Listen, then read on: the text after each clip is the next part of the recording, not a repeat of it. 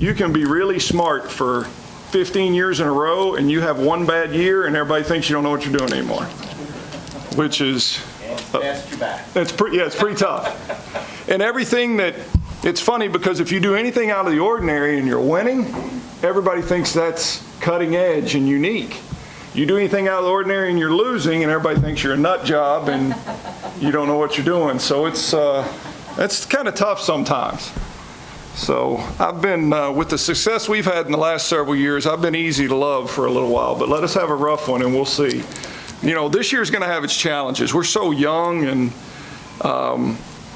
we're not very good right now, but we will be. Oh, yeah. I like our team a lot. I like our kids a lot. They're good kids and they're just overwhelmed right now. It's too much. It's too soon. And, I'm kind of a Coach Paul Sanford. Most of you Western people know who Coach Paul Sanford is. It was here for years. He's one of my mentors when I first got into coaching. In the first year, really good year we had, I have my chest stuck out a little bit walking down the hall. Everybody's patting me on the back, and Coach Sanford walks by me and he said, "Now you've done it." And I said, "What do you mean now I've done it?" And he said, "You build the beast, and then the beast turns on you." And I didn't know what he meant at the time, but I do now, because, we're kind of in a situation now where, we lost 5 seniors, 2 4-time All-Americans, 3 4-year starters. Like, we lost a ton, but, people kind of think you just bring another kid in, and when they put the jersey on, then they're magically ready to be, and it just doesn't work that way all the time. But so we're not great yet, but I like our team. I wouldn't want to play, if I was playing us, I'd want to play us in the next few weeks. Because as the season goes along, we're going to be pretty good. But it's just, our sport's weird too, that, can you imagine? I think about basketball and all of them. Can you imagine? Our players, we start on August 8th, and we start playing matches on August 24th. Like, the first time we're in the gym together is August 8th. And on August 24th, we got to go out and try to play. And we always play one of the most aggressive schedules in the country. And so we play Alabama to start our season this year. And so it's a lot to ask, especially of young teams, because these kids are still trying to get over homesickness and what I do with my dorm key and, where's the lunchroom and all those kinds of things. So there's a lot of challenges that go along with it. Okay, well, I wanted to come back in. Last year we did this, called it Volleyball 101, just to try to teach people that wanted to learn a little bit about the game. I'm so fond of the core group of people that really support our kids year in and year out, and I can't thank you guys enough for doing that. But, it always ends up being the same question or the same thing. Man, I don't know a lot about it, but I love watching them. Okay, I don't know a lot about it, but I love watching them. And so I decided this was a good time of year that once a year I'd sit down and I'd help try to close that gap a little bit and teach you guys a little bit more about the game so you can enjoy it more, and so you'll know when to truly be mad at me and when not to be, and all those kinds of things that go along with it. So the thing that last year it was a lot of fun. It went really fast as we went through it. The thing that concerns me a little bit this year is, just out of curiosity, how many of you guys were in this room last year when we did this? See, that's my issue a little bit, is it's kind of like taking Algebra 1 then Algebra 2, okay? And we have certain people that are still at ground level, and so I don't want to just repeat the things that I did last year, although that would be really good for the first-timers, and I want to give some new stuff to the people that are back. So it kind of leaves me in a weird spot. It was easy in year 1. We were all on the same page. So what I'd really like to do, if we can, I can talk about a few different things that help you follow the game and stuff like that, but I'd really like to talk about the things you want to talk about, the questions you might have. And what we got to get past there is just, feeling silly, or I don't want to ask a dumb question, or if you don't know the answer, it's not a dumb question. And so I just like to kind of explain whatever you'd like me to explain about the game. Last year we went through all the signals, if I recall. All the referee signals. I think that's always good to keep you, so you know exactly when to yell at them. Okay? Now, that's what I was going to say. If you're unsure, just look at my bald spot. If it's dark red, it means you need to get up and throw things. That's what that means. Okay? But we can kind of run through those a little bit. I meant to, Jess Lifefight, could you do me a huge favor? I bet I'm going to need a ball as a prop at some point, and I meant to bring one from my, can you just grab one off the floor? That'd be great. In case we need to use a ball, but we can talk about the signals and all that kind of stuff. Last year we talked about, I brought this fancy schmancy thing this year. It's got magnets, and I got this at a coaching clinic one time, and I said to myself, what am I ever going to do with that? And now I know. It was meant for this day, okay? It has all these little magnets that go on the, see there's a volleyball court there? It's got all these little magnets that can go on there. So if we need that to diagram anything, then we'll use that. We'll just kind of, I just want to, this is about as informal as it gets. I just want to sit in here and talk about the game a little bit with you guys and answer whatever questions you have. And so I guess what I'm relying on is this. Those of you that were here last year that have a sense of some of this stuff already, you're the ones that I really need to throw your hand up and ask questions. What does it mean when this? Why do we do this? That kind of thing. Because I want you to make sure you're getting good information out of this as well. So, yes, sir. At the end of the season last year, there was one game where these officials kept calling this against us the same call over and over again. I don't remember exactly what call it was. I was going to say, do you remember at all what it was? I think it had something to do with Was it a Kentucky game? No, it was here. It was one of our last games here? Yeah. Let's talk real quick. I think it is good, even if it's just a review, to go through some of these these signals. Everybody have one of these sheets? If you don't have one of these sheets, let's get one of these sheets, and let's go through those signals so you understand that a little bit more. That's a great place to start, and then we'll just start answering questions about things and all that kind of stuff. If we start up at the top, I'll just kind of give you some of these signals. Though, anytime a point's scored, the first move the officials, if you're trying to follow what just happened, even if you don't understand what the call was, when the referee blows his whistle, he's going to point to whoever just won that point. So even if you don't know what happened before then or after, the first thing he's going to do when he blows his whistle is point there, and then he'll tell you what happened, why the point, if it's, that kind of thing. 2, you don't need to worry about. 3 just means the ball's inbounds. 4, line judges. Now, let me tell you, have I had a time with line judges this lately. Line judging, look, our sport, you know how everything's going to instant replay? Our sport is too. Within a year or two, we're going to have instant replay here. It's in college sports now. It's in the NCAA tournament now, where they have instant replay on those in-out calls. And but just to be clear on a ball that's in or out, for those of you that don't know, if any part of the ball hits any part of the line, it's in. Any part of the ball hitting any part of the line, it's in. So if the tip of this ball hits the tip of that sideline right there, it's in. Okay? So, and line judges, obviously that's their signal for in, that's their signal for out. The only other signal that a line judge would make is number 8 right there, which is when they touch the top of their flag, that means that someone touched the ball. Like they saw the blocker touch it, and that's one of the most controversial calls that there is when somebody goes up and hits a ball high and hard at the net, and it might clip somebody's fingertips, whether it actually hit their fingers or not. That's one of the big ones that gets reviewed all the time or whatever. Number 9, that's the only other signal you'll ever see. That one would probably freak you out a little if you didn't know what you were seeing, is if the official takes their flag and starts waving it like that and pointing. That means that the ball hit, you know how on the court, this is the net. You know how it has those 2 red and white antennas sticking up? Those red and white antennas right there are considered out of bounds. So if the ball hits those antennas in any way, shape, or form, then that ball's out. And sometimes the ball will come down through there and just clip the edge of that antenna, and the official may not see it, and that's where a line judge would start pointing at the antenna and waving their flag saying that hit the antenna and that was out of bounds. That's what that signal is. Okay, so there's in calls, out calls, touch calls where it touched the block or touched somebody. It may not be the blocker. It may be a defensive player in the back, and somebody hits one really hard and they throw their hand out and it skips off their hand if it touches one of the defensive players.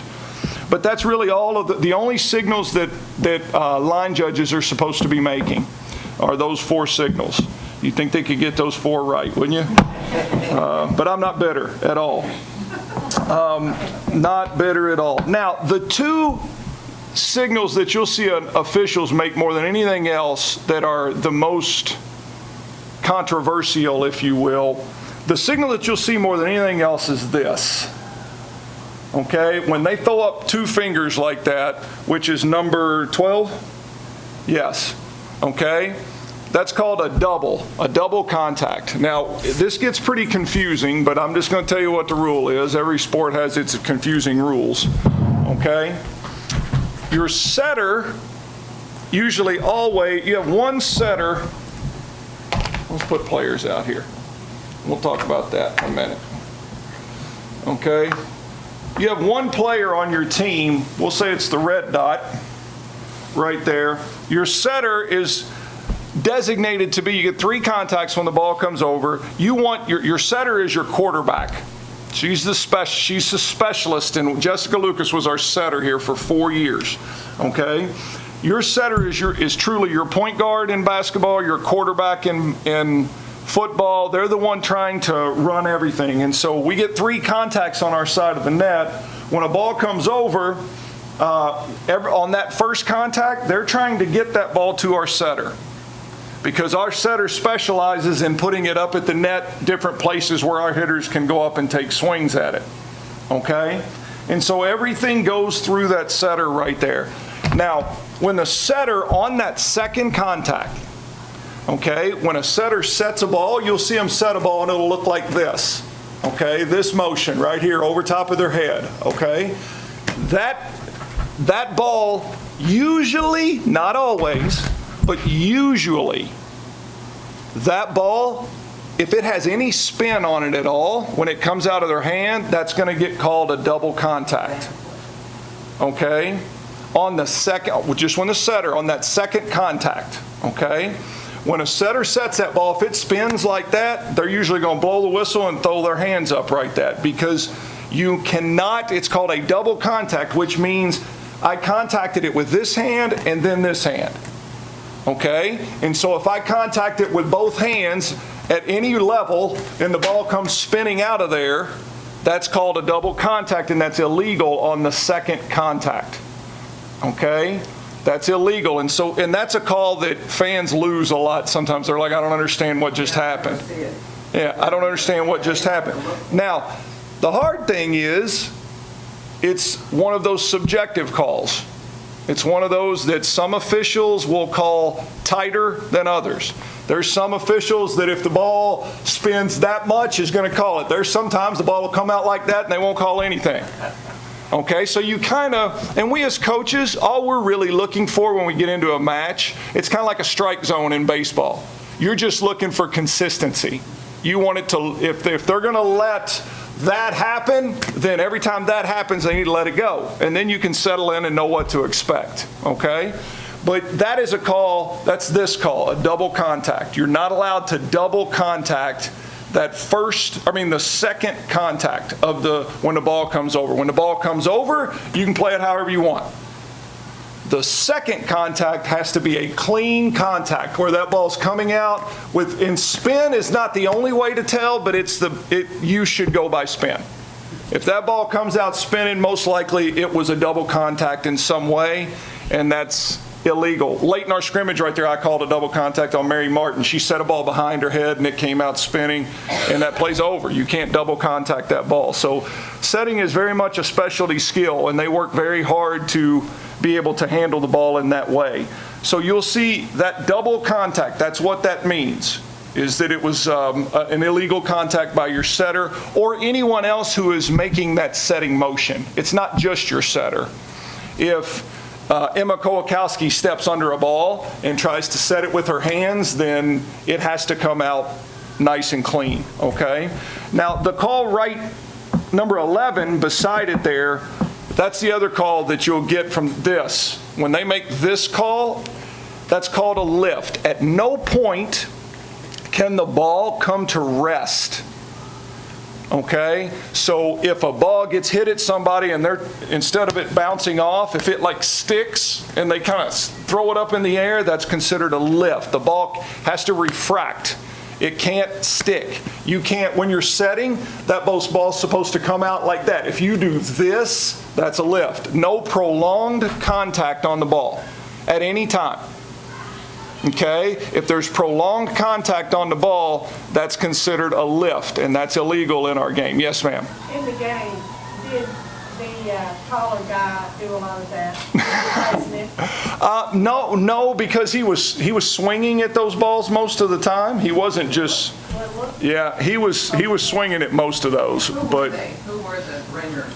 Those guys? Yeah. They're called male practice players. That one of them was our male practice player for a long time, and he's an alumni now, and the other is a current male practice player. You can, like women's basketball has a male practice players that they practice against. Those are a couple guys that we practice against just because they can't, it's hard to replicate their size and athleticism, and it's good to go against that. You know, it just makes life harder. So, the double contact is a big one. A lift, you'll see some. I'm looking to see if there's any other timeouts, no big deal. Substitution, number 15, I mean, that one you don't really need to know that much. The only thing I'll tell you about substitutions is we get a limited number of substitutions in each set. Okay, we play 3 out of 5 sets for a match, but in each 25-point game or 25-point set, we get to substitute 15 times total. 15 times. Okay, and that's something you might want to know because it does come into strategy, and we'll talk about the strategy and all that in a little bit, but it does come into strategy because you start running out at the end and you have to leave certain people out of position, and there's all kinds of things that go on there. 16 is just how they start serves. 17 you don't need to worry about. 18 you don't need to worry about. It'll never happen. 18 is called a delay of service. You technically only have a certain number of seconds to serve from the time they blow the whistle, but in my entire life coaching, I've never seen that called. Okay, so I don't think you need to worry about that. Okay, 19. Okay, 19A, player illegally touches net. Okay, the net. Okay, at no point during a match is it legal for any member of either team to touch the net? At no point. Okay, and that's a call you'll see a lot, and that's what 19 is right there. If Rachel Anderson goes up to block and the net is here, and she goes up to block and she comes down on top of the net right there, that's illegal. That ends the play. If a hitter goes up to swing and they're swinging through and their fingers touch the net, that ends the play. If a setter goes up to set on a tight pass and their back shoulder brushes the net, that ends the play. At any point, you know how we have the official that's up in the stand? That's called the up official, and then there's one across the net from them that's standing on the ground. They're called the down official. That's one of the main responsibilities of the down official is, if you'll notice, they're standing there during a play, and they're watching the net on both sides, and that's what they're looking for, because the up official is watching the track of the ball to make sure there's no double contacts or to make sure they don't use more than 3 contacts. The down official is standing at the net, and their primary responsibility is to sit there and make sure nobody's in the net. Okay? So at any point, if somebody touches the net, the official will blow his whistle. If it's the down official, they're standing on the ground. The down official has the authority to blow his whistle, but only to call people in the net. That's the only time they'll ever blow their whistle. Okay? But they'll blow their whistle and then they'll just step there and do that to say that this side was in the net, or they'll step here and say this side was in the net. The up official sometimes will catch net calls that, because they're up, like that happen right on top of the net, and they have the authority to call that too if they see it. And if the up official calls it, they'll blow their whistle and they'll just touch the net with their hand. If they're touching the net with their hand, it means somebody was in the net, which kills that play, okay? So at no point is it legal to to touch the net. Don't worry about that. That'll only confuse you. That'll only confuse you. Okay, another one, 23. Okay, that's an interesting call that happens sometimes, and you'll see coaches lose their mind about that. Okay, it is, all right, here's our net. When a ball's being passed, okay, no player on this side of the net can reach over the net and grab the ball or touch the ball in any way. One of your ringers did that today. You're probably right. No player, if the ball is on this side of the net, no player from over here can reach across the net and grab it. Okay? For it to be anybody's ball, then just any portion of this ball has to get to the plane of the net. So if it gets there, they can come get it. Okay? If any portion of the ball gets to the net, then it's a live ball. It's anybody's ball. Okay? If the whole ball is on this side of the net, they can't reach over. And where you'll see coaches lose their mind sometimes is there'll be a pass that's up there pretty close to the net, and you'll see the setter jump and try to set it, and you'll see somebody from the other team reach over and hit it. And that is a really tough call, because if it's here, they can't reach over and get it. If it's here, they can. Okay? And it's one of those I lose my mind about sometimes too, but the reality is nobody has a better view of that than the guy standing looking right at the net. I'm sitting over there in a chair, and I think I can see if it's that, So that may be one of the times you want to tell me to shut up and sit down. Okay? But that's always a close one.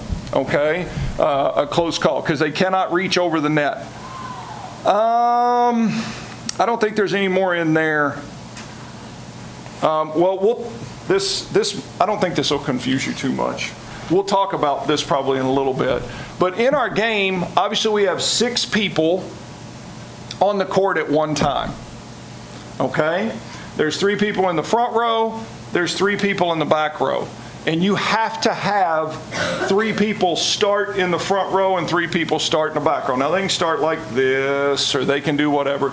But these 3 people that are in the back row right now, this line right here, it's called the 3-meter line or the 10-foot line, or it depends on what you want to call it.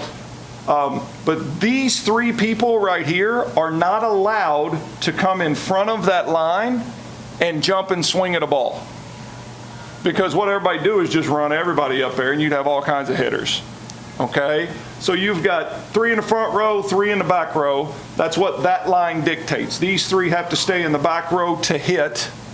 Okay, you can set them back here and let them hit. Hallie Shelton, we set some back here, and she would hit it out of the back row, but it has to be behind that 3-meter line right there. And I'll get more into that in a minute, but I was just looking at the one sanction where, number 24, where it says illegal attacker. Okay, what that is it means somebody came in front of the 10-foot line and jumped and hit a ball. They'd blow their whistle. And on serve or just during any point in the game. Okay. At any point in the game. They cannot come in front of that 10-foot line and take swings. And so if they were to if they plant right there behind it, they can jump from behind it. But if they put their foot on that line right there and jump, then that would end that play. That would be called an illegal back row attacker. Okay? So it goes like this? Yeah, that's right. They just throw his hand forward like that. And then individual sanctions, those give me chills when I look at those. A referee has cards, okay? A referee has cards. There's a yellow card and a red card, okay? The first time somebody gets in trouble with the official, whether it be a coach or a player, the first time you get in trouble with an official, he's going to pull out a yellow card. And that yellow card is your slap on the wrist. Okay? That yellow card saying, that's enough, you need to sit down. Yes? What constitutes getting in trouble with an official? That's a good question. That also depends on the official. Okay? Some are more tolerant than others, just like in any sport and all that kind of stuff. But from a coach's perspective or from a player's? Like, with, you know what I'm asking? Like, you saying what could a coach do to get in trouble, or what would a player do to get in trouble? Okay, for a player, each team has a designated captain, one person, that is allowed to speak to the up official. Okay? So if anybody else is like yelling at the official, they're going to get a yellow card. Okay? As a coach, it just depends on the official. Okay? Some officials, I mean, obviously you can't curse at them or do anything like that. Some officials, I can jump up and really question a call, and they're not going to really be bothered by that. Some officials, if you jump up and are up at the edge of the court, they're going to give you a yellow card. It's just kind of the official. I'll tell you, I really appreciate officials who, officials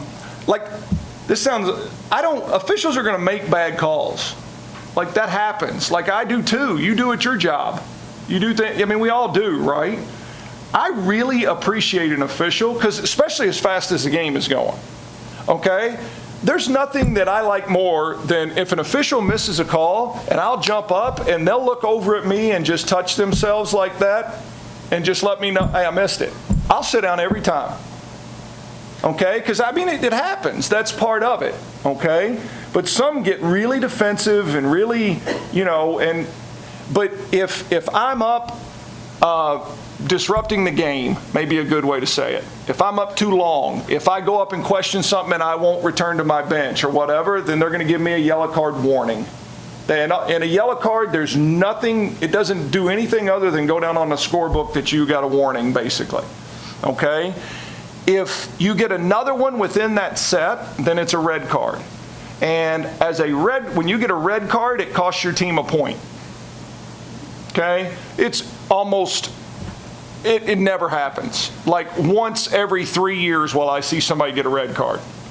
Okay? Because once you've gotten a yellow card, you don't want to, you're not trying to push your luck there. Okay?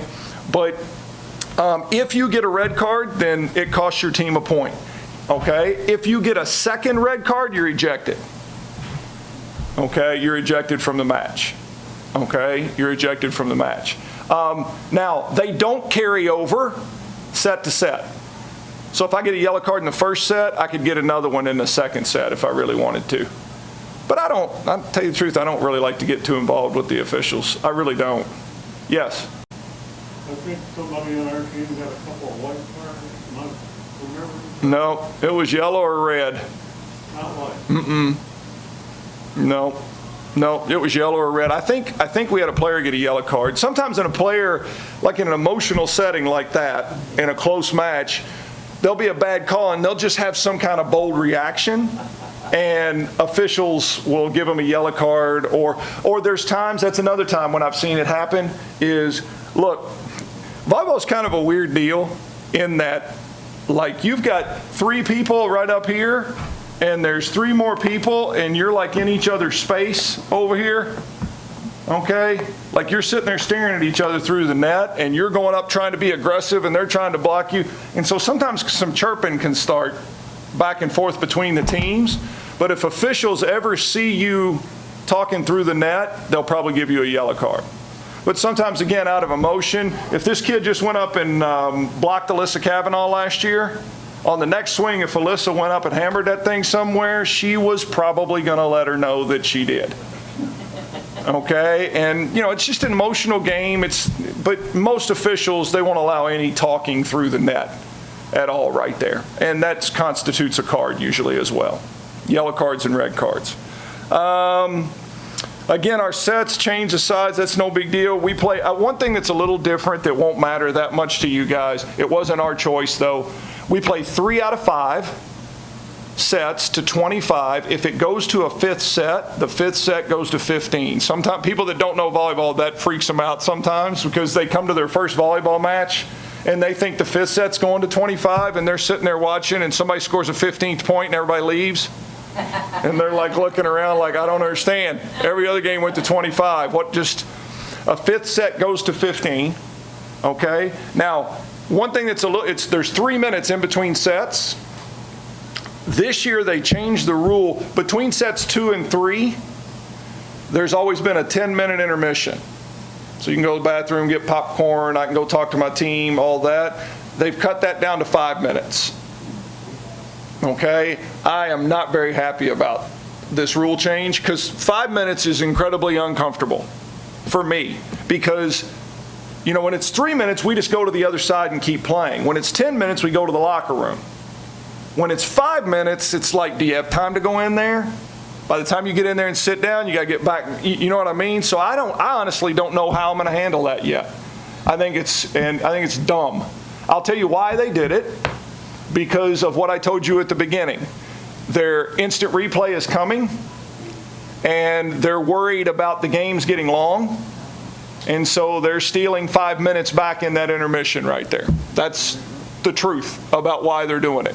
But it will be cut down to 5 minutes this year, and I don't know. Yeah, we may jog it in. I don't know, because you want a couple minutes in there. It's nice to have that break, but it's, to me, it was, why not just go 3 then? Let's just keep going. Okay? I don't know what 5 does, but we're doing 5. Okay? So it will be 5 minutes between games 2 and 3 now. Okay? 5 minutes between games 2 and 3. How closely do you think they're going to monitor that? Very. Yep. That actually, it's another reason you get a yellow card.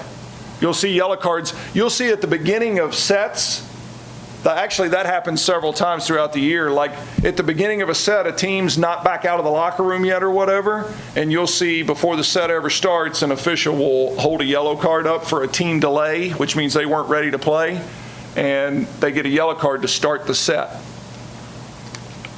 So it will be adhered to. When that clock runs out, you better have your team out there.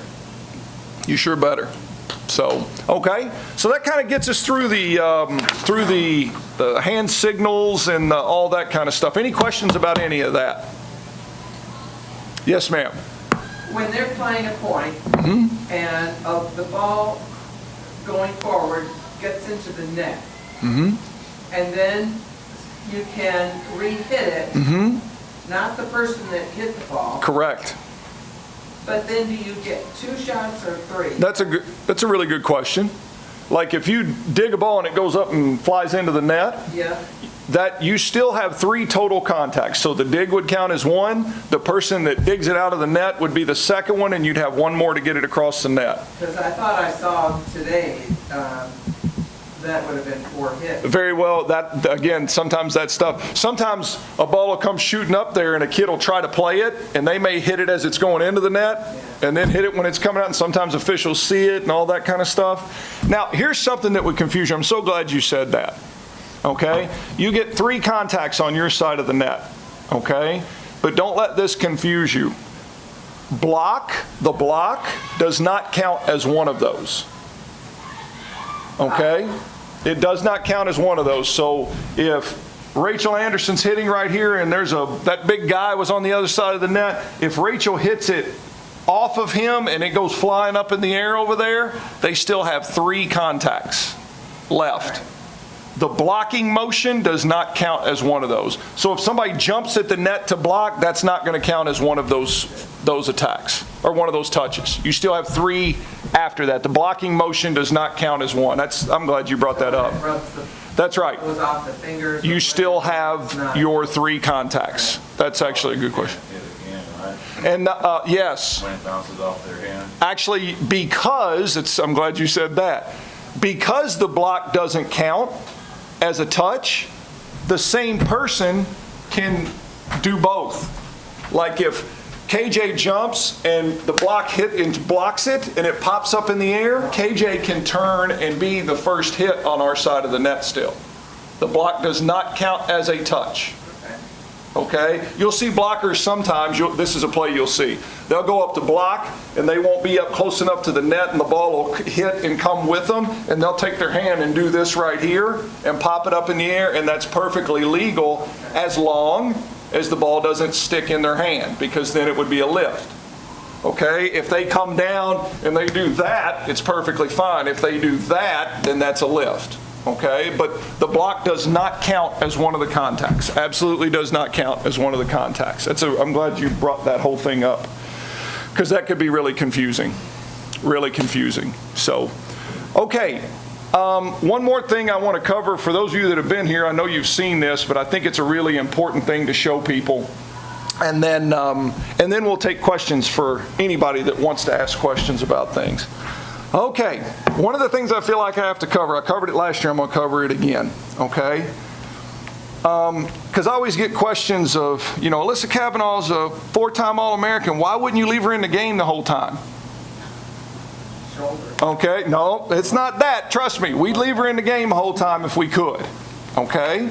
But I want to show you this, okay? And I hope I can use these colors to help. I want to show you how you have to rotate in volleyball, the rules of volleyball, how you have to rotate, and there are actually positions, okay, that they specialize in, okay? I'm going to write it up here. Blue are going to be middle hitters. Green are going to be outside hitters.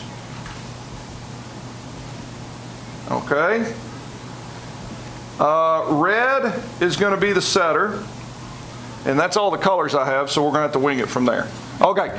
Now, you start 6 people on the court, okay? Your lineup consists of 2 middle hitters, 2 outside hitters, a setter, and then what's called the opposite or the right side hitter, which is a position Sidney Engel played, okay? Gosh, I wish I had one more color. I wonder if I can write on this. Let's see if I can. All right, I did. Okay, it's got a red R on it. It means she's a right side hitter. All right, so your lineup consists of this, okay? This is every team will have 2 middle hitters, 2 outside hitters, okay? A middle hitter is exactly what you think. A middle hitter is somebody that specializes in hitting out of the middle portion of the court. Rachel Anderson is a middle hitter. You notice you don't ever see Rachel hitting over here. You don't ever see her hitting here. She typically is hitting right there in the middle of the court. She is a middle hitter. Okay? Alyssa Kavanaugh was an outside hitter. Kaylin Jackson, KJ, is an outside hitter. Outside hitters typically hit out here on the outside portion of the court. Okay? Everybody follow that? And then your setter and your right side hitter, as you might expect, they play over here on the right side of the court. All right? So just kind of keep that in your mind right now. Okay? I promise it will be muddy for a little while, but hopefully we'll unmuddy it for you. So what was Lucas saying? Because she went to the... She was the setter. She was in the center a lot. She was the setter. Well, we'll talk about that. Okay, we'll get to that because it doesn't mean they can't end up other plays. A bad pass may make them go anywhere. But just in general, you'll kind of get a sense of this if you stay with me, okay? So, you have to, in our sport, every time, all right, there's two ways a play starts. Either you serve or the other team's serving, right? Okay, when I'm serving, the other team is trying to win that point. The receiving team is trying to win that point. When they win that point, that's called a side out. But basically, if you win the point, your team gets to serve, right? Everybody with me on that? If your team wins the point, you get to serve, okay? So if we're serving over here and we win the point, the same person serves again. And they get to keep serving until they don't win a point, okay? Now, when they don't win a point, the other side has to rotate forward one, and then they get to serve. Okay? And they keep serving till we win a point. When we win a point, our team has to rotate. Okay? Every time you have to go to the next designated server, the next designated server, the next designated server. Okay? Now, I promise I'll tie it all together for you. Okay? And so what you want, so your lineup, I had a big wheelie chart last year, but I don't have my wheelie chart in here with me this year. Okay? So what you want is, and hopefully I'll be able to make this make sense anyway. You always want a middle hitter in the front row. You always want a left side or an outside hitter in the front row. And then you're either going to have a setter or your right side hitter in the front row. Okay? So let's say we start like this. Remember, red is the setter, the blues are the middle hitters, and the greens are your outside hitters. Remember, you can only have one of each, 3 in the front row, 3 in the back row, okay? So this is how we're playing. When we score, then we would have to rotate. So when you rotate clockwise. Okay? So whenever she was our server, whenever we score and we serve the next time, everybody has to shift around one position. So she comes here, she goes there, she goes there, she goes there, she goes there, and she goes there. Okay? So I still have a right side, a outside, and a middle. Okay? They have to, this will help clear it up for you a little bit. You have to stay in order until the ball's put in play. And then you can switch left to right. You can't be a back row player and run up to the front row player, or vice versa, but you can switch here. So we have one of each up here, they're just out of place, right? So what they would do is they'd all bunch up in here like this, and as soon as the ball's served, the middle would run into the middle, the left would run over here, the right would run over there. Okay, and now they're all in their position, and they can stay that way for the rest of the play. And then after the play's over, they got to go back and get in order where they're supposed to be, which was like that. So they stay in rotational order. Does that make sense? Please? That's going to be my question, why they all bunch up in the middle. That's why. And then as soon as it's hit, they all spread. That's right. They're bunched up because they're out of position, and they're waiting to the ball serve so they can all run to play their position. And that way they can specialize in just doing one thing, okay? And so then they would go back. So they'd be bunched up in here like this. As soon as we served the ball, then she'd run over here, she'd go there, and she'd run out here, and we'd start playing. Make sense? If the person never serves, she still rotates. So. I'm sorry? Well, like your, I can't remember her name, the left side hitter. Oh, never serve? Yeah, I'll get to that. I promise. I'll get to that. I'm going to keep it simple first, and then I'll tell you that part. Okay? So here we are, right? So now, they win the point. Now we got to win another one. When we win the point when we're receiving serve, we got to rotate and serve again, right? So we would rotate again, so she would go up there, she would go here, she would go here, she would go here, here, and here. So right as one middle hitter is coming to the back row, your other middle hitter is going to the front row. So you'll always have one in there. That's why they start opposite of each other in the rotation. Make sense? And now they're out of position again, so they bunch up like this. As soon as the ball's served, she'd run in here, she'd run over there, she'd run over there. Okay? Then they got to, after the play's over, they got to go back to where they were. Okay? They got to go back to where they were. Yes? Okay, you've got the setter in the back row, which is not where it's supposed to be, right? Well, I'll get to that too. You guys got great questions. I just don't want to confuse you yet. I want to get everybody to understand. Girls, that your liberos, they go to the side, but they don't go on the front. I'm going to get to all that, I promise. These are all great questions, but if I start talking about all that, you guys are going to be fried. What you got now, though, because you can left to right, right to left all day long, but your back line can't come inside. That is correct. You can shift left to right all you want. Even these kids, left to right all they want, but you can't shift from the front to the back until it rotates there. Okay? So you know how we talked about how they're in here and we want to get them to their position so when it's served, she'd run there, she'd go there, she'd go there. Some of that's going on in the back row too. I'll answer your setter question. Who asked that? You? Okay? The setter always plays right front, and when they're in the back row, they always play right back. Okay? So then when the ball comes across the net, you'll see them run up there. Because they can run in front of the 10-foot line to set it, they just can't run up there and hit it. So you'll see the setter play. You remember Jess Lucas would play defense right there, but then when we dig a ball, you'd see her run up there to set it. And so we would have 3 hitters that she could set right there. And then when the ball crossed the net, you'd see her run back here. And then when it comes back across the net, she'd run up there. And then she'd run back here. Okay? You follow what I'm saying? So the setter always, even in the back row, they can shift side to side. Okay? So, Setter, can she, when she crosses that front line, that 10-foot line, can she hit over the net as long as her feet doesn't leave the ground? that's correct, as long as she's not above the net. You can't go above the net and attack it. Jess could, even when she's back row, she can run up here. You'll see our setters do it. Mary did it today. She'll run up there and she'll just stand on the ground and go boop, and just flip the ball over the net. Because she wasn't above the net, it's legal. She just couldn't jump and do that when she's back here. That's why she stays down on the ground, okay?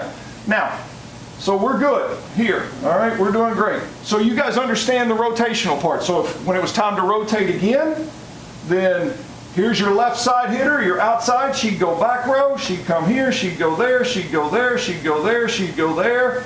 They'd all bunch up. When the ball's served, she'd go like that, that, and that. Okay? And so they're specific to their position. That's why we can't leave Rachel Anderson in the front row all the time. We would love to. She's a player of the year in the league. Okay? But if this blue dot is Rachel Anderson right here, let's move them on around. Okay? If once it's Rachel Anderson's time to come to the back row, she has to be in the back row for 3 rotations, and we got to put another middle hitter in up there. Okay? And then we got to get through those 3 rotations, and then Rachel gets to come back in. That's why I can't leave them in all the time. Okay? Now, the other thing, somebody said, well, like KJ, Kaylin Jackson. Okay, let's move them on around here. Okay, we're good. Now, say this is Kaylin Jackson. When KJ goes to the back row, we talk about kids being specialists. We have all those little mighty mites, small kids that don't ever play in the front row. They're defensive specialists. Okay? A kid like Kaylin Jackson does not need to be in the back row. She can't pass. Okay? So when it's her turn to come to the back row, that's where we'd use one of our substitutions. Okay? And I told you we get 15. So we'd say sub 1, and KJ would come out, and we'd put in one of our little defensive players to play that slot for those 3 rotations. And then when it was time for KJ to go back in the front row, we'd make another substitution and put her back in. And so that's how you accumulate your substitutions. Okay? Everybody follow that? That's pretty, now that you understand it, it makes a little bit more sense, huh? Which is good. Now, here's the other thing, the last thing that'll probably really throw you for a loop.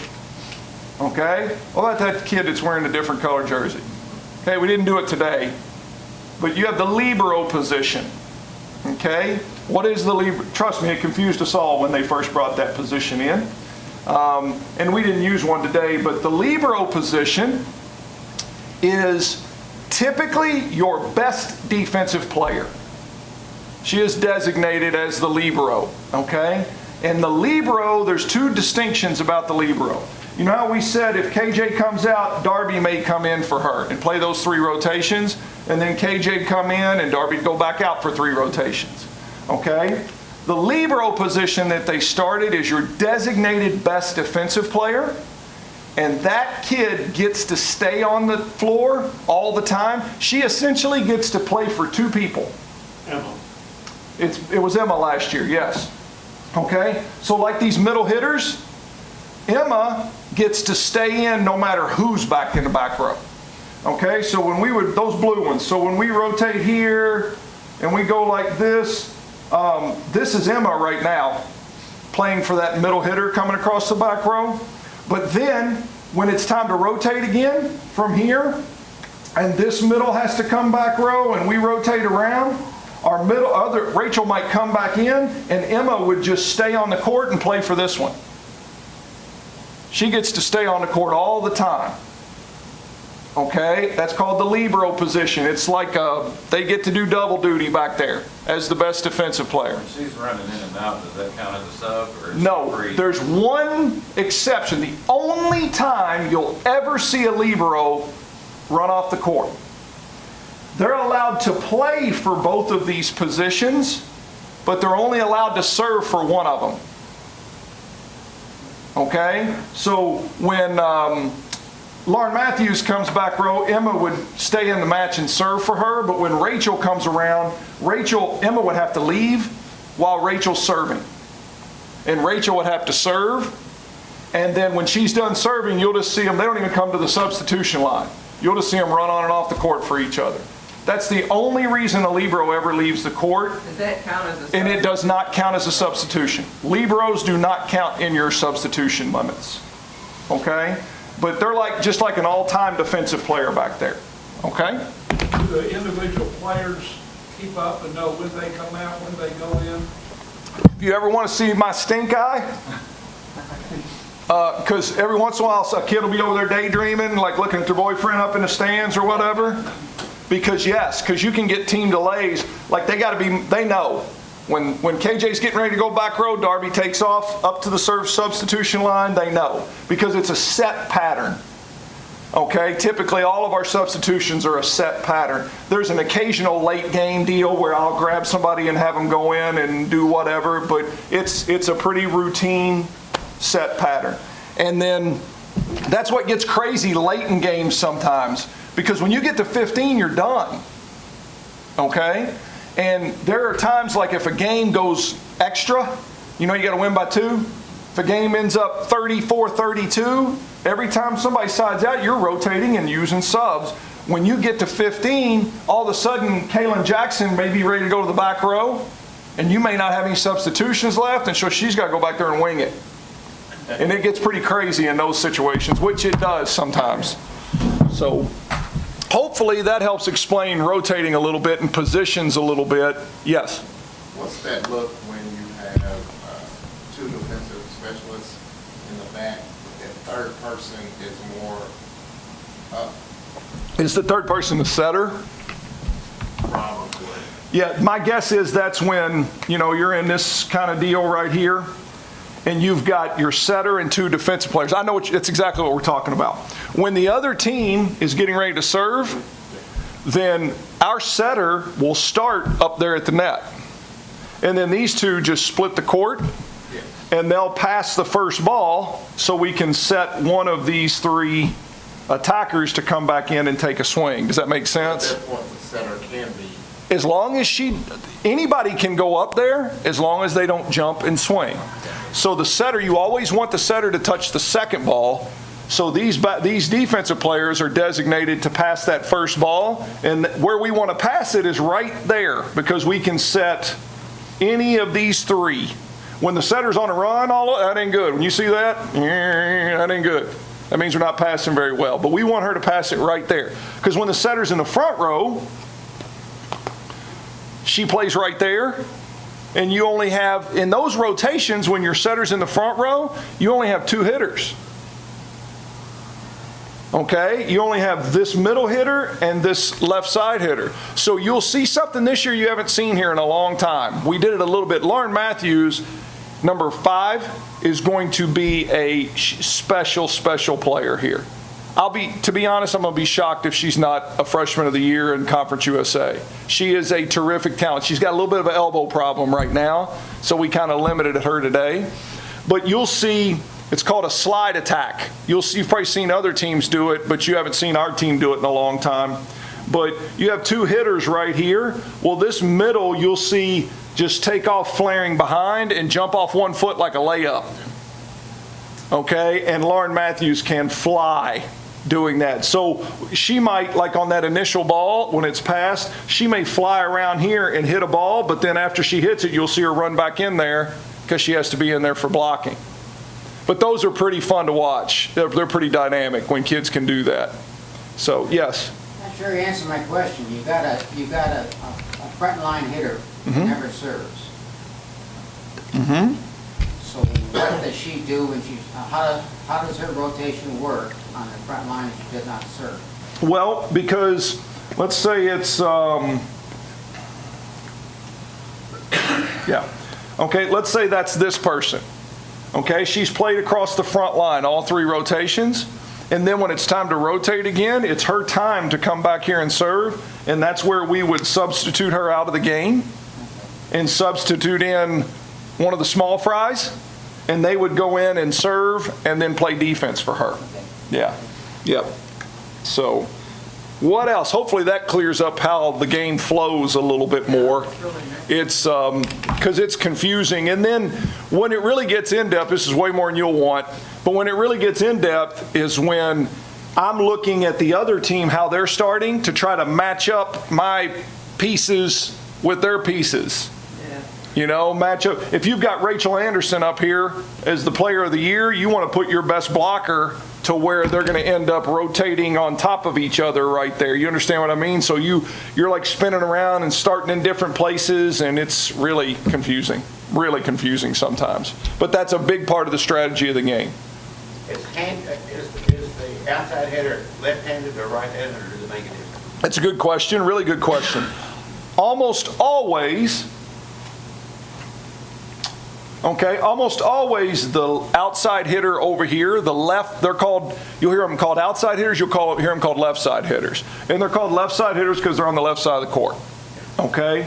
But they're almost always right-handed, almost always, okay? And the reason being, we have an exception. Sophia Serino can do it even though she's left-handed, but when you're a left side hitter, say this is this side of the court, the antenna. When you're a left side hitter, it's way easier for you to be right-handed because you're open.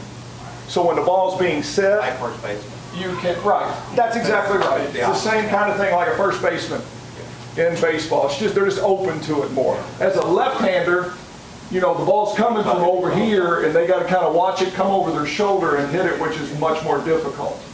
Okay, so 99% of outside hitters are going to be right-handed. Every once in a while, you'll see one who can do it. Sophia can do it as a left side hitter. And same thing over on the right side. It's more convenient if you're a left-handed player like Sophia, but that's not as, because there just aren't that many left-handed players. You know what I mean? So there's a lot of right-handed players that play over there on that pin as well. But that's a really good question. Got through that way quicker. What else? Yes? Where are you calling plays and how much freewheeling is going on? Great question. Really great question. Let's talk about that a little bit, okay? That was something that came up that was fun last year for the people that were here, is hand signals and different things. When are you calling plays, all that. From an offensive standpoint, we have a pretty standard play set that we run in every, like I'm not calling, I give our setters the freedom to run the offense. They know in each rotation what we're trying to do. Okay, so they will typically, some teams do it verbally, some teams do it with hand signals. Sometimes you'll see the setter's your quarterback. She's directing it all. So a lot of setters, you'll see them grab their shirt and do this. Okay, and they're just trying to hide it from the people across the net. Sometimes they'll be verbal. Our offense is really simplistic here. What we do, we just do it really well. And so a lot of times it's repetitively the same thing because our sport's different. In basketball, if you got a great player, you can double team them and keep the ball out of their hands. Okay, if you got a great receiver, you can roll the safety over the top and double team them and you're good. In volleyball, there's a great big net between the two of you. So we can get the ball to who we want as many times as we want it. So we don't have to be as complex with what we're doing, okay? So most of the time, our setters, I give the setters freedom to call our play sets. And they'll do it verbally or, you know, hand signals or whatever the case may be. Now, a fun part that came out last year that really added to the enjoyment for some fans is serving-wise. What are you trying to do serving-wise? Yeah, I see that. Mm-hmm. And we do call signals. We do call that from the sideline, okay? And this will be fun for you to know. If you end up sitting in a place where you can see it, it's kind of fun, okay? The court, here's the side, this side of the net, okay? We split the court up into 6 zones, okay? It's split up just like this. Wish I had a better pen, but I don't. I guess I'm glad I have this one. Okay? This is zone 1, and then it goes counterclockwise around. This is zone 2, zone 3, zone 4, zone 5, and zone 6. Now, why does it start? I don't know. This game's been around longer than I have. I didn't make all this stuff up. This is the way it was. It seemed like it'd be simpler to, I don't know, start here, and I don't know. but that's where it is. Zone 1, 2, 3, 4, 5, 6. Okay?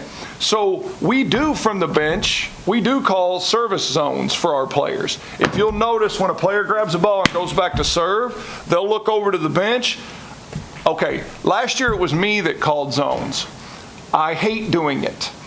Okay? But I was uncomfortable with what we were getting done, and so I get to make that decision as a head coach. So I did that. Thank you. So I chose to do it. In past years, it's been my assistants. I got to where I kind of liked it a little bit, but to be honest, I would be shocked if I end up doing it this year because we're so young at the setter position that, or so inexperienced at the setter position. It was different when it was Jess. She knew what we were doing. She was running I was freed up. But now, if that's our quarterback, I'm the offensive coordinator. Okay, and so I'm going to have to spend a lot more time with our setters. So it may be one of my assistants. You'll see. It'll be somebody standing there with a notebook or sitting there with a notebook, and they'll be holding it up. And that's literally what they're calling. They'll hold up a 1, a 2, a 3, a 4, a 5, or a 6. Okay? And they're telling our server where they want that ball served. Okay? Because if you've got 3 passers over here, blue, red, and green, and Mrs. Red right here is a terrible passer, then you want to keep the ball on her. And through scouting and stuff, we know who can pass and who can't. So you want to keep the ball on her. Okay? Again, football analogy. If you've got an all-pro cornerback on this side and a rookie on this side, you're going to throw that ball on that rookie side of the field all day. Well, that's this. This is me. I can't pass. Okay? This is me right here. So that's in zone 1. So when we look over there, we see that kid's there. We're going to tell our players, serve zone 1. Keep the ball on her. Serve zone 2, which would be short in front of her. You saw Hallie Shelton had some really nice short serves right there in front of her, coming this direction, okay? But we're calling zones. Now, there's some other things that you'll see us do before and after that, but that'll give you the gist of it. We may give you like splits or change of pace or all that, but we'll always come with one of those numbers, okay? And it's kind of fun to watch. It's kind of fun to see if they're hitting the spot they're supposed to hit and all that kind of stuff. Yes? It seems like there would be an awful lot of training being able to hit a certain zone. Yes, sir. There is. This Over is. and in isn't enough. Well, that's something we talked about last year too, that I need you guys to cut me some slack here, because one of the questions that I always get, why do you guys miss so many serves? Yeah. Okay? Let me explain it as best I can. Okay? It's what I said earlier. Let's bring these people back over here. Okay? Boom, boom, boom, boom. Okay. Now, here's the setter. Here's these 3 hitters ready to hit. Okay? Our players, for the most part, if we wanted to, we could get every single serve in. Okay? And I know it's frustrating. Trust me. I know it's frustrating. When we get to serve and we just whack the thing out of bounds and the other team gets a point by just standing there. Trust me, I know it's frustrating. But we could lob every single ball over here in the court and get every one of them in. But you will always lose at the collegiate level. Now, we're doing a youth league thing here today. At the youth level, if they can get every serve in, they're going to win. If you can get it in, you're going to win.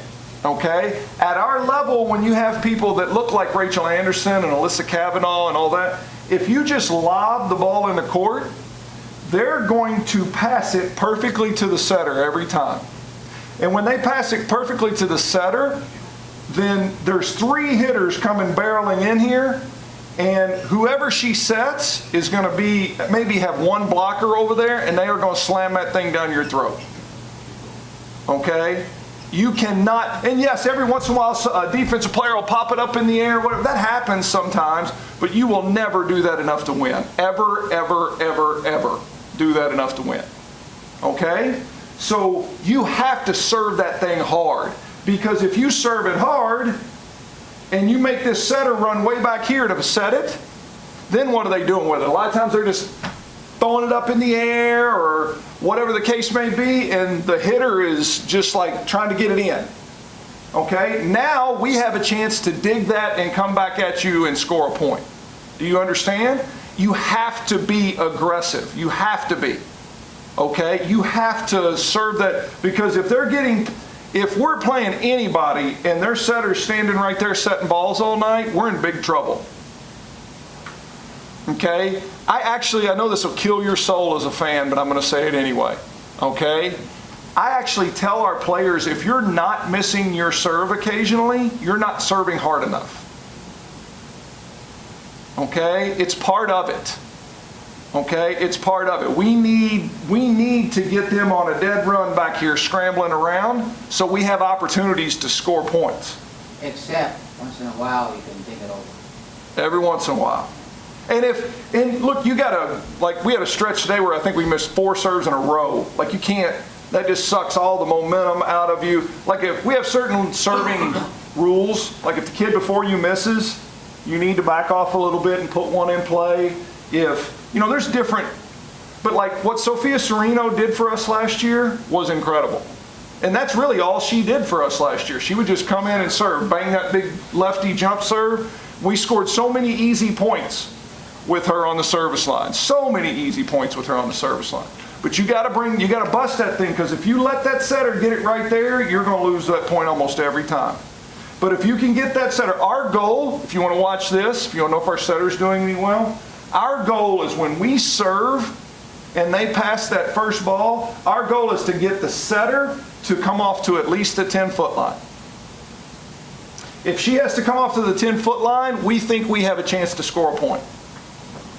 Okay, so there's what you're looking for when somebody serves, is they got to be aggressive to try to get them what we call out of system. Up here, they're in their system, they're running around doing whatever they want. Here, they're all just kind of standing, waiting for some big high ball to try to keep in play somewhere. Totally different things. Okay? So our goal, every time we serve, is to get them in an out of system situation. But that's the zone. Zone 1 is back where the server usually is, but zone 1, and then it goes counterclockwise. 1, 2, 3, 4, 5, 6. You split the court up and you're trying to hit those spots. And that's what those signals are that we're giving you guys from the bench, or giving our players that you're looking at. We're not giving them to you.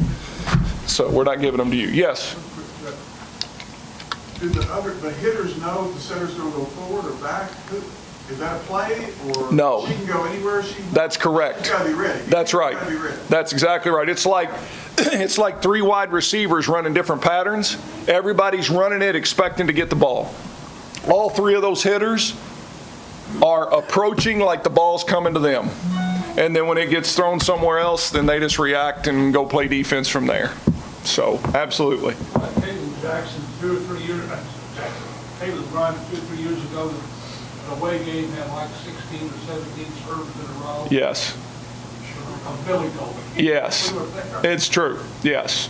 And a 2 or 3 point run is a long run from the service line with that, because it's hard to score those real points, but right now I'm not sure we got a kid that can serve more than 3 or 4 balls in a row in the court. It's driving me nuts, but that's for another day. I just need to vent for a second.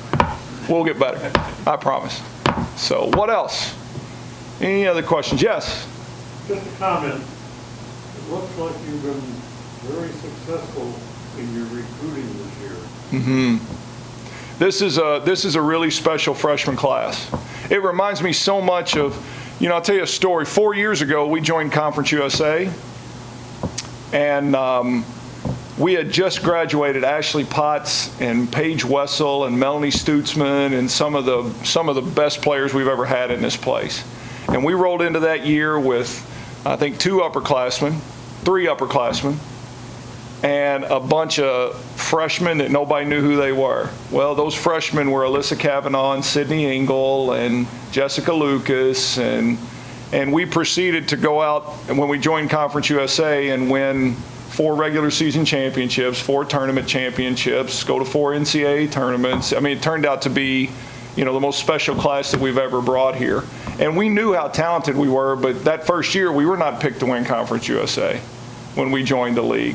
And to be honest, the first weekend of those kids' career, we went to a tournament at UNLV, and we went 1-2, and I've never been so thankful to win a game in my life.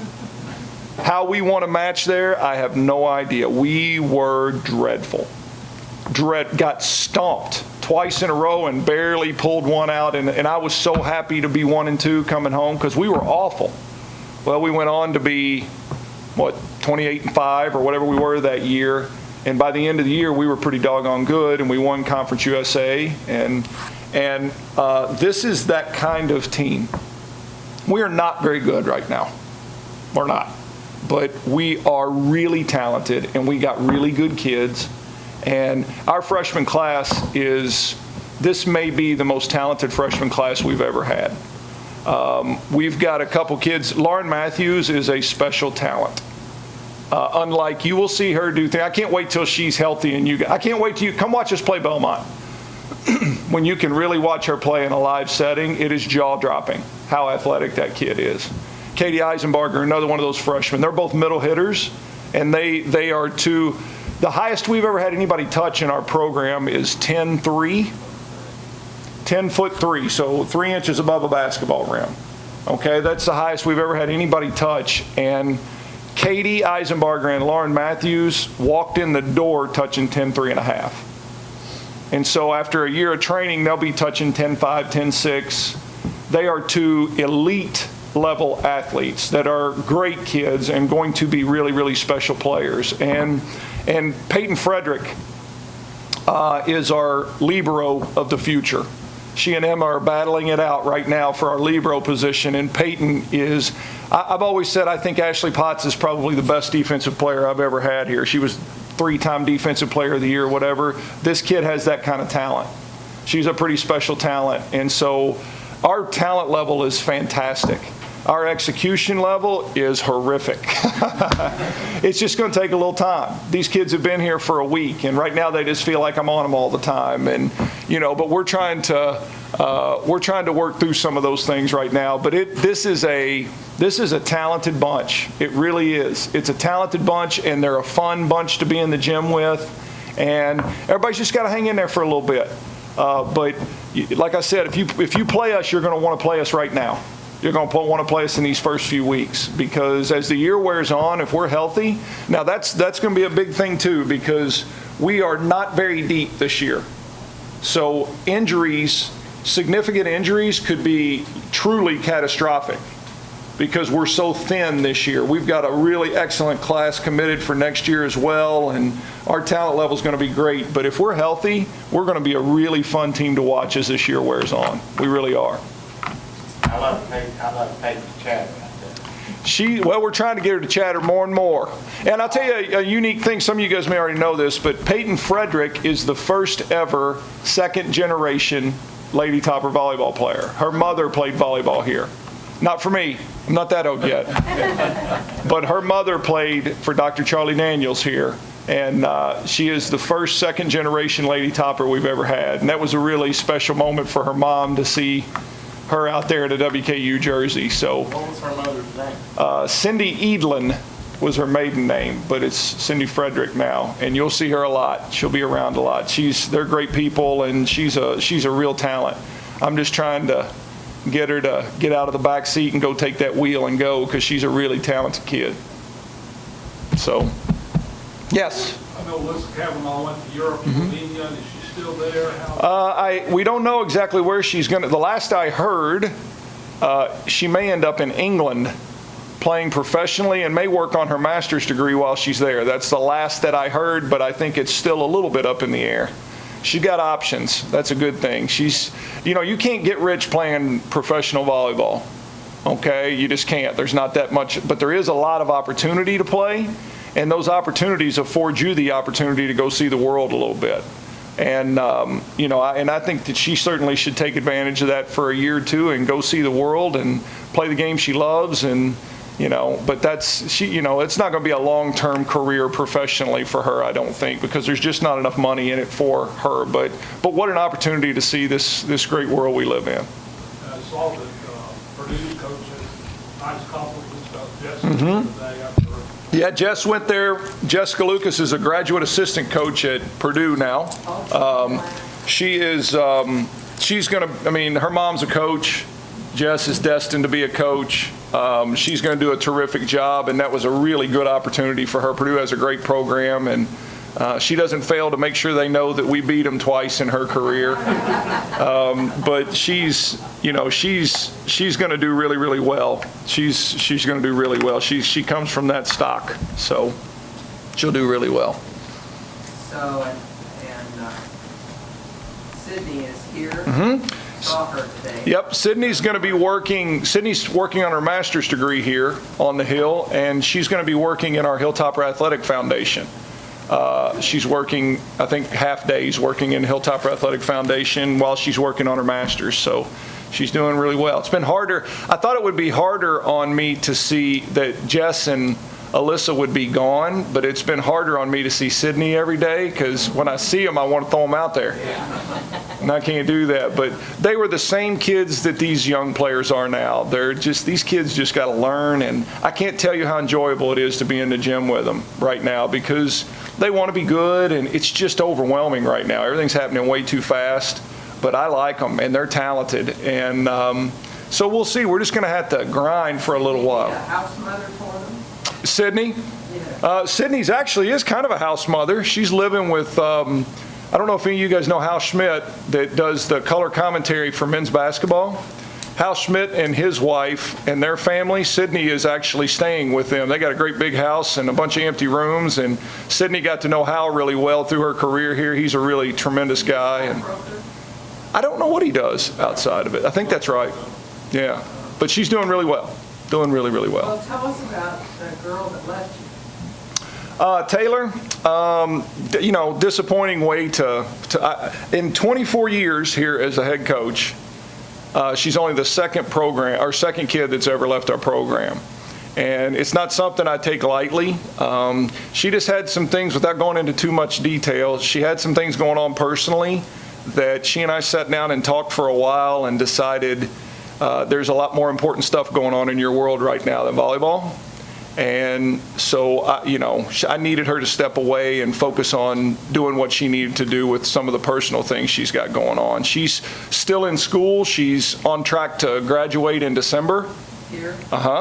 And I still talk to her regularly. I want the best for her and wish the best for her. There's not a ton of animosity there. There just comes a point where, A, there's certain things you got to do to be a part of our program, and B, there's a certain point in your life where playing volleyball is not the most important thing going. And she needs to focus on getting some of that stuff taken care of, and she will. She's on track to graduate, and certainly I'll be right there with her till she gets this thing done in December. So Well, we wish her well. we certainly do. Just to commend you with this program, over the last several years, this is the most successful athletic program on campus. Mm-hmm. There's really not too many things that are any closer. Well, thank you. We've got a great group of kids every year. Well, thank you. I appreciate that very much.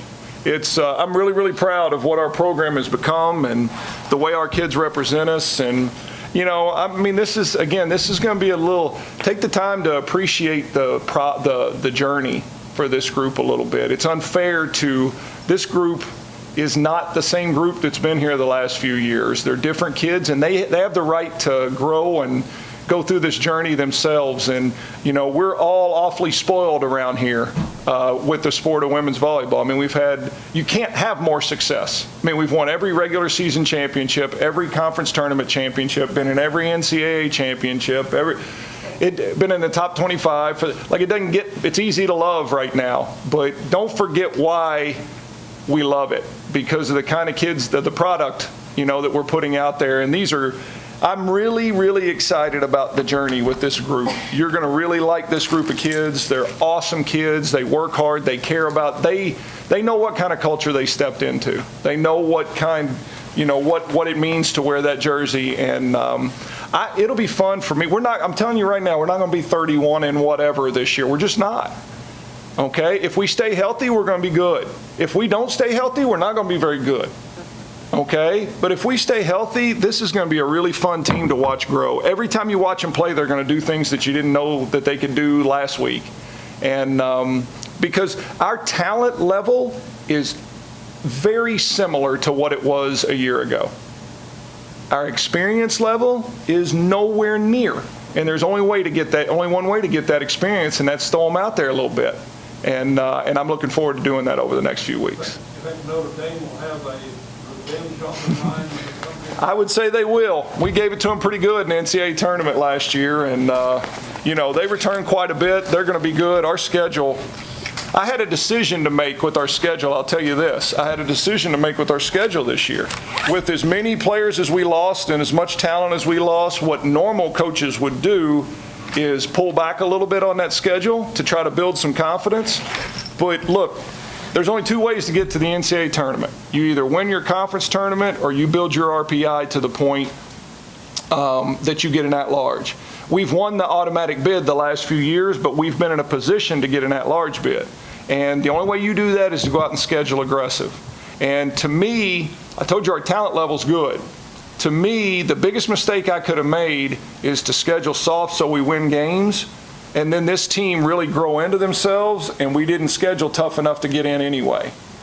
And so I have to give us a chance. And if we're not ready for it, then we're going to lose some. We just are. Okay? But I like what's in front of us. We will not play anybody this season that is just clearly more talented than us. Our talent level is strong. But we are young and dumb right now. We are young and dumb, but we'll get there. Okay, I got a couple signed posters, and I got a couple set of season tickets I got to give out before we leave here.